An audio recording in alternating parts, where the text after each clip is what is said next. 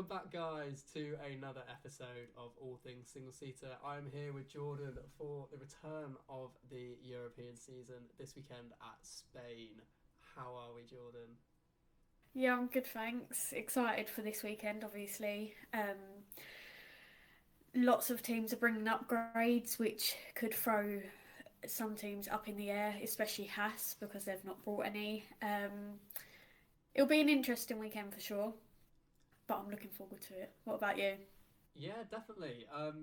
Red Bull have got a new livery, a nice little green livery, or shall I say Aston? Shall I say Aston Martin have got a new car? Let's discuss that. What do you think? Um, Very similar, very similar.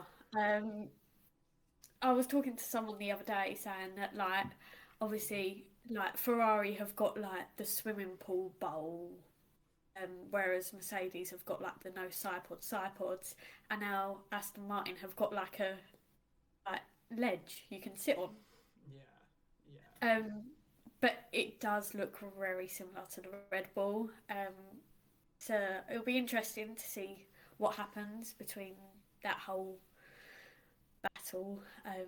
But yeah, what do you think about it? Um, I mean, they've got previous when they were a racing point. They kind of did similar, but I mean, like people were saying that they apparently had those designs in November last year. So I mean, if that's true, fine, whatever. Why didn't they have it at the start of the season? Um, but you know, R&D is a beautiful thing. So I guess sometimes they can't always get the upgrades ready. If it means Vettel's back at the top or fighting at the top, I'm happy. Or like near the top, it would be nice. Um, it would just be interesting to see how they do. I guess if they find a lot of pace and they're suddenly like the fourth or fifth fastest car, people are going to raise questions, like eyebrows, and ask questions. They always do. I just hope it's legal. For them to do it like six races in, it's like, well, hold on a minute, like if Yeah, this puts you up further up the grid, then there will be questions raised. And Red Bull taking a little dig with their new Red Bull cans, which are green. I did love that. That was great. Looking at testing at the moment as well, not testing, practice. I mean, how long have they been underway for? Does it start at 12:15? Is that when practice three started? Started at 12. Oh, it's Um, 12:15 now. Yeah, that's my yeah. bad. Because we got Sainz top at the moment with Bottas and Alonso. Alonso's looked quick so far in practice. I feel like this happens like mostly every week. He's quick, and then like either something happens in qualifying and race and then ruins his weekend. Yeah, yeah. I mean, I'm. He's in my predictions. He is in there. Is he? Yeah. Oh, um, it's not in mine. it's just I just hope this weekend is good for Fernando because he's looking really racy and really energetic and really in shape and raring to go. So I just want this weekend to be good for him. Yeah, obviously everyone wants to do well at their home Grand Prix. Um, Obviously Spain they have two drivers, so it's it's tough because you want them to do well, but will they? Like Carlos Sainz, will the pressure get to him? Looks like the pressure of like this year is already getting to him. Uh, it's tough, I'd say. Spain, they've just had a F3 driver win Yeah. who's Spanish. So at least they've got one Spaniard who's done something right so far. Yeah. I'm so glad you said who's Spanish because I was going to be like, well, of course there's an F3 driver win. There's been an F3 race. Yeah. I wondered where that was going. But no, that makes sense. I think hopefully that's a sign of things to come. Are there any Spaniards in the F2 field? I should know that. I don't think there are. I don't think so. A double podium for Sainz and Alonso to rectify it. How does that sound? I'm hoping it's going to be another mixed weekend because with what you're saying with Haas, obviously they're not bringing upgrades yet. They're confident they've still got cars to fight for points. Do we see them getting points this weekend? I'd say K-Mag, yeah. Mick, probably not. Why Like, not? Mick's been great all year. I think I'm getting to that point now where I'm being realistic. Like on my blog, whenever it's a race week, I'm like, oh yeah, pick points, and then I'm like, oh no. So I'm gonna just stop embarrassing myself now, and like let it come as a surprise if it does happen. Yeah. Um, but there's been a few articles recently that's came out about Mick saying like, is it the pressure? Are people putting too much pressure on him? Yeah, I kind of agree. I don't agree that people are putting too much pressure on him. I think it's his second year in F1. He was very good in F2. He got there. He got there on merit. But now the questions are being asked of, is he still there because of his name? And you've got to look at it and think Zhou's got points in probably similar competitiveness of car. And Gunter Steiner said that Mick needs to learn how to overtake. So if his boss is saying, yeah, exactly, if his boss is saying that, that could be where some of the issues are. I mean, he not all of his incidents has been because of crashing into people. So clearly, it's not just he doesn't know how to overtake, but he needs to pick his moments a bit better. I think. I think like also the fact is obviously he came into like F1 last year, got used to that car, and then new cars came along. So it's not like every other driver who's been like even for like Lando, George, probably throw Alex into that, even though he had a year out. Um, they've drove the car for quite a few years now, Yeah. and they've obviously now got the new car, and everyone's saying that they've had to change their driving styles. Yeah.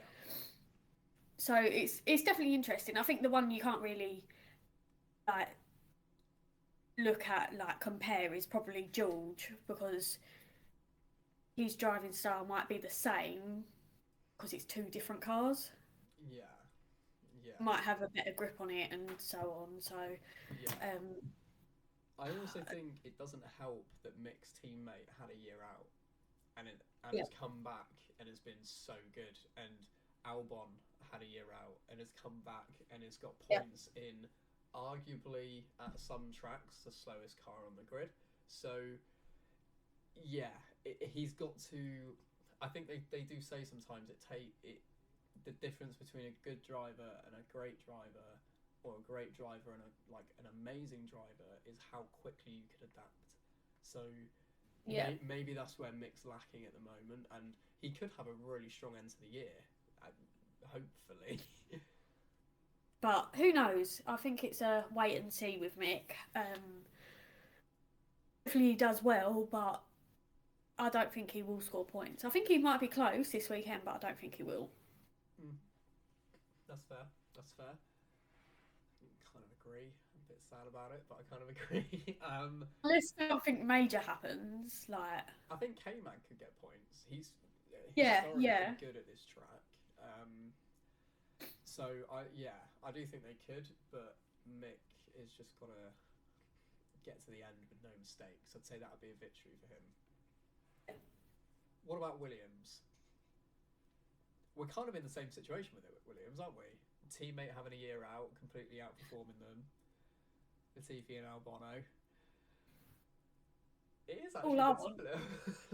all I want is Nick De Vries back in that car. Oh yeah, He outperformed Latifi yeah. in FP1. To be fair, most drivers that have come in for Williams and FP1 have, I think, apart from Roy Nissany, but that's Roy Nissany. So I mean, Let's just move on from him. yeah, No, I'm just joking. I don't even know. Like, I think obviously I see how talented Nick is. Like watching him through F2 and then going to Formula E. Um, it's so tough. Like this obviously was his first F1 weekend, like in the car. yeah, Um, and you expect him to do good, considering he's been in an F1 car before. He's been in Mercedes last year. But I just find it funny how the rumours were around about Nick potentially going to Williams, and then like, oh yeah, it's FP1 on Friday, and Nick's driving Alex's car. Yeah. Latifi's on track, obviously in his car, and it's just like, I reckon they had them on the same program in practice, and it was not a, like a well, it could have been. You don't know exactly what all the ins and outs, but it could have been that they were on the same program, and it was we're comparing you, Latifi. He is here to see what he can do, and your seat isn't safe. And I think that could be genuinely what it was. oh, it was FP2, and Nick was in the commentary box, and he was talking to them, and they were saying, "Oh, like, are you gonna do the FP1 outings for Mercedes?" Because obviously he's reserve and test driver for Yeah. them, and he said, "I don't know. We'll have to see." And like the commentators were obviously like, "Well, you can because the rookies can do as many as they want, like FP1 outings. There's Yeah. no limit on how many they are allowed to do." Yeah. So if Nick does get the opportunity to get into that Mercedes for FP1, Yeah. that will be interesting. I just hope he does better than Vips did in a Red Bull. Well, no, right. Let's get this straight, right? Oh, I've triggered her. I've triggered her. No, he was on very different Yeah. program to Max. I think he was doing aero. Yeah, he was there to test stuff. He wasn't there for lap times. Definitely. Yeah, he was put on the hard tyre to start, and he was on that for the majority of the session. That's just so they can get rid of one set, because of obviously the track and stuff. And then he got put on to softs, so he got to have like a go at it and stuff. But maybe the next time, if he does the next one for Max, might see him further up. Might have a bit more confidence. Might be put on a different program depending on the track. Yeah, definitely. Yeah. It was nice to see Kubica in there as well. He did outperform Bottas, just saying. Obviously Bottas had issues, but it was nice. Like, since his comeback, he's always been in a really slow car, so it was nice to see him be in the midfield, even though it's just practice. But you know, he can still definitely drive, and I really like Kubica just because of his whole story. He was around when I was in the peak of just really watching it and understanding it, so it is nice to see him back. Talking about Alfa though, how do we think they're going to do this weekend? Their car looks okay, their reliability doesn't. Yeah, and we've all seen how that's gone with a few certain teams this year. Because obviously Guan Yu Zhou had that liability issue in Miami, and then Bottas had it obviously in free practice this weekend. Could it happen again? Possibly. Most likely. It could happen to both cars, Yeah. which is not good for them at all. They'll be wanting to score some points. I don't know how they're going to do. I think this track might hurt them a little bit. A hard track to overtake on. I think I'm not a massive fan of the remodeled hairpin, because I think it's gone from a guaranteed overtaking spot to now like a 50-50 overtaking spot, in my opinion. So it is really now in my, like, turn 1 is the main one for overtaking, and maybe turn 4 after the sweeping right if you can like catch someone unawares. But it is a hard track to overtake, so I'm expecting a lot of trains this week, this Sunday, a lot of trains during the race. I think Red Bull and Ferrari are going to be the same as Miami, in the sense that Red Bull are going to be so quick on the straight, but this track is a lot more about the corners. So yeah. I think Ferrari could have the upper edge this season, this race, just based on that. And they have done in practice actually so far, haven't they? Yeah, I don't really know what's going on with Red Bull at the moment. just, I don't know. I can't even explain what's going on because it's just weird. First, it was reliability, and then they're kind of like nowhere in practice. They're floating around in like the top 10, but not in the top 5. Isn't it? Oh, I don't know. Yeah, no, they're not as high as we would have expected them to be. They haven't looked blisteringly quick. No, but I saw something that someone from Mercedes turned around and said they think that Ferrari and Red Bull haven't turned up their engines. Oh, But why, even if Red Bull haven't, why aren't they? Why are Ferrari still top if they haven't turned their engine up? Yeah, but also like, why aren't Red Bull still up there? Because they've still got a very fast car. Doesn't matter what your engine mode is on. Yeah. Still very fast. So Yeah, definitely. I think you could argue Perez missed FP1, but I don't back that considering it's where they No. test. They test at this track. They race every year Yeah. and they test every year. They know this track. Like, so Perez being down there, you can't use because he missed FP1, in my opinion. He's a professional driver. They race all the time. It should take them 3 or 4 laps maximum. Absolute maximum. Maybe 10 if you're Latifi, but it shouldn't take that long to get up to speed. Sorry, love you, Latifi. But yeah, I do think the midfield's going to be very close this week. I think Mercedes are going to be further ahead in the midfield, but I don't think they're going to be quite matching the top 4. Does I that don't hurt know. you? Does that hurt you to admit, or are you just not sure? no, I don't know because obviously in Miami they had a strong Friday. Mercedes did. More so George than Lewis, but it's still very strong for the team as a whole on the Friday. And obviously, yesterday was a good day for them, so Friday. Will that continue today? It's a good start, but they need to like carry it on, hopefully. But it could be the upgrades. Yeah, definitely.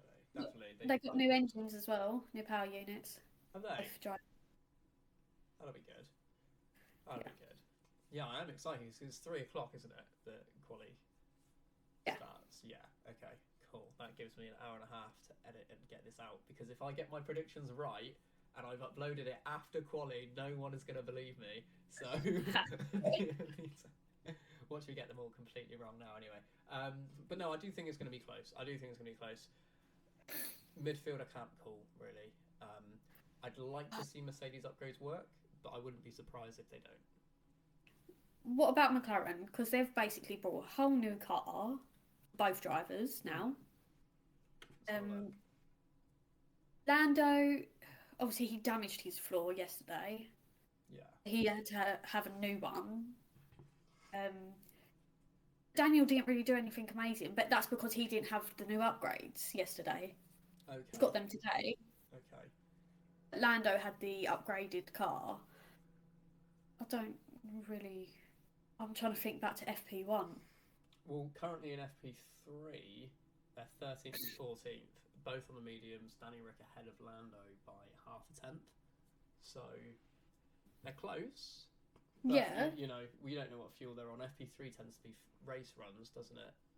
Although there's a lot on softs, so I don't know if people have done. Although they're in the 20s, so is that slower than FP2? I swear Leclerc got into the 19s in FP2. So, Yep.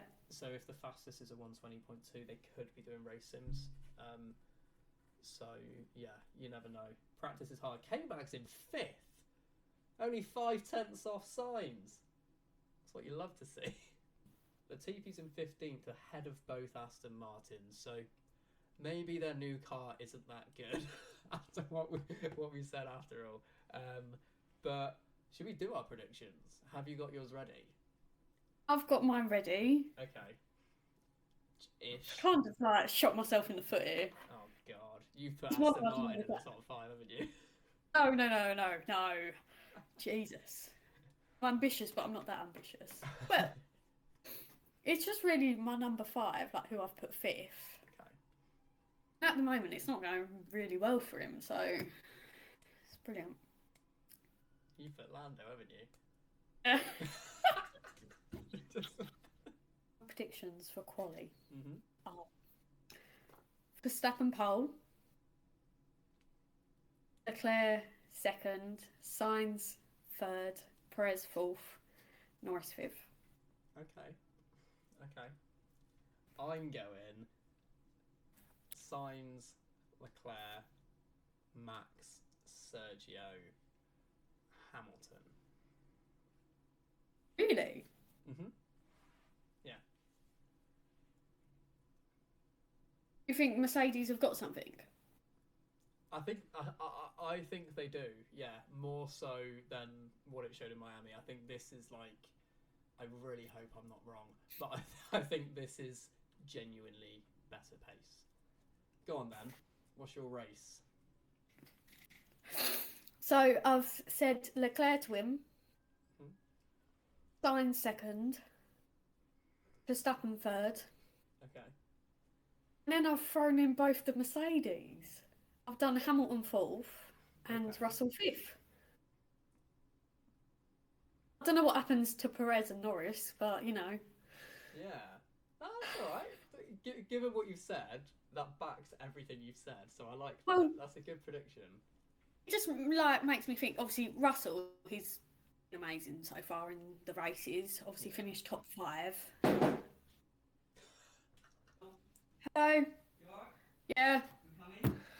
Yes.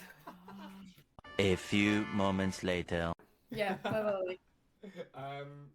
You gave me your race, so you Yeah. said Yeah. So Leclerc. the 2 Ferraris, Yeah. Verstappen, and then 2 Mercedes. Okay, solid. That's solid. I am a bit different to that. Ooh. So I feel like you're going to put Sainz to win. You know me too well. That I am. He's always finishing the points at his home Grand Prix. Fun fact for you. Unless I've read that somewhere wrong and then I've just told everyone a lie, but I'm pretty convinced he's finishing the points. So, Sainz the win. Yep. And then I'm going Sergio, Lewis, G. Russ, Fernando. That got worse each second, didn't it? But that is what I'm sticking to, and that is what's going to happen this Sunday. But that wraps up our predictions for Spain. Got to get this edited and out before quali starts, so no one says that I was cheating when I get my predictions right. But no, thank you for watching, guys. We'll be back for the Spain review, which will be out early next week. And yeah, please like, comment, subscribe, and we will see you very soon.